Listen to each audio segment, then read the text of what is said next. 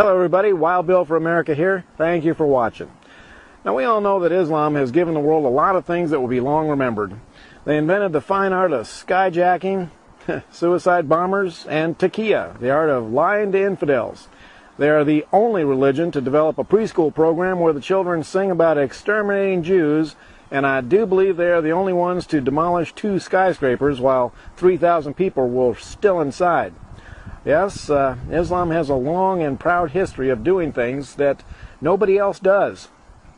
But by far the most creative invention of Islam is the Palestinian, a person who has never been seen before in the modern world, who supposedly lived in a nation that never existed. The Palestinian was invented shortly after the nation of Israel sprang into existence as the new name for the traditional home of the Jewish people. Now, prior to the invention of the Palestinian, the Arab nations had been lusting for the land of the Jews because the hard-working Jewish people had transformed that dry, parched desert land into a well-irrigated and beautiful oasis, and the Arabs decided they wanted it. So in the traditional Muslim style, they sent in massive armies to massacre the Jews and steal their land. But the Israelis stomped the living doggy-doo out of them and sent the Arabs fleeing back across the border like a bunch of whipped puppy dogs, and they've been afraid of the Israelis ever since.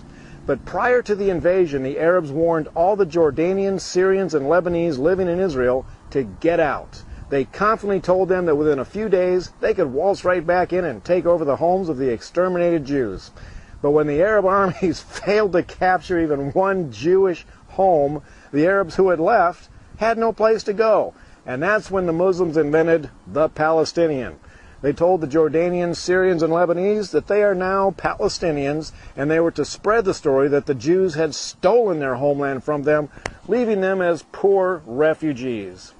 Now, the idiots at the United Nations bought that lie hook, line, and sinker, and American liberals, also being idiots, joined right in.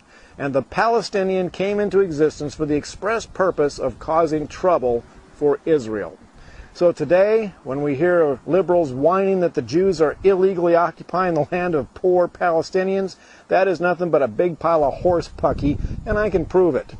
The next time you talk to one of these supporters of the poor Palestinians, ask them a few questions. Like, what year did the nation of Palestine come into existence?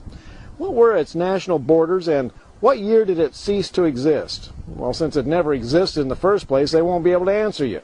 But don't stop there. Ask them, what currency did the nation of Palestine use, and why is there no history of it? And ask them if they can name one leader of the nation of Palestine prior to Yasser Arafat. Of course, these questions tend to force liberals to face truth. Now, normal people, when confronted with truth, tend to change their opinion if necessary. But don't expect this from American liberals.